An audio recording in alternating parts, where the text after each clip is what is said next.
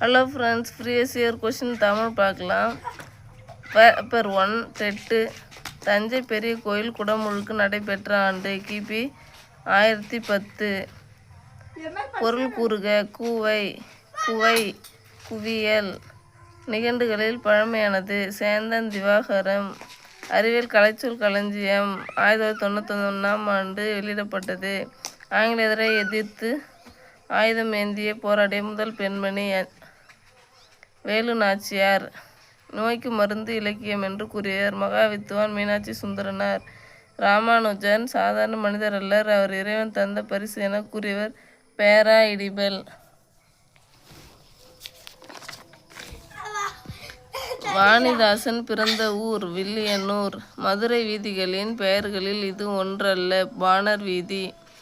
உலகையே நடுங்கச் செய்த கொடுங்கோலராக ஹிட்லர் இருந்தாலும் அவரையே மன்னிப்பு கேட்க செய்த மாவீரன் செண்பகராமன். வௌவால் மரத்தில் தொங்கும்.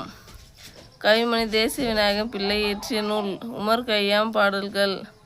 எழுத்தாளர் தொட்டு எழுதக்கூடாத மை பொய்மை. குறிஞ்சிப்பாட்டு எனும் நூலில் 99 வகையான பூக்களின் பெயர்கள் இருந்தன. பறவைகள் 5 வகையாக பிரிக்கலாம். விக்டோரியா மகாராணி காலையில் கண் விழித்ததும் முதலில் படிக்கும் நூல் திருக்குறள். மலையும் மலை சார்ந்த இடமும். குறிஞ்சி. எழுத்துக்களின் பிறப்பு, இடப்பிறப்பு, முயற்சி பிறப்பு என இருவகைப்படும். தமிழ் 800க்கு எழுத்து. 1925க்கு கா கு ஊரு. புது கவிதை வளர்ச்சியில் வள்ளிக்கண்ணன் பங்கு போற்றத்தக்கது. நிவேதனம் என்ற சொல்லின் பொருள் படையமுது.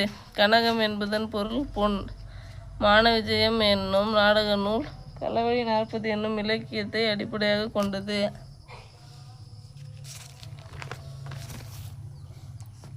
தமிழ் நாடகத்தந்தை என்று இன்றளவால் உலகம் போற்றி வணங்குவர் பம்மல் சம்பந்தனார்.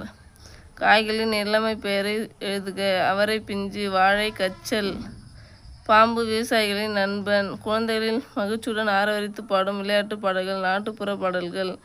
ஆற்றுணா என்பதன் பொருள் கட்டுச்சோறு. தாகூரின் விஸ்வபாரதி கல்லூரி மேற்கு வங்காள மாநிலத்தில் உள்ளது. 12 வயதிலேயே மற்போர், சிலம்பம், வாள்வீச்சு என வீர கலைகளெல்லாம் கற்று தேர்ந்திருந்த சிறுவன் Pulithevan. Thank you friends. Only 1 like மட்டும் ப்ளீஸ்.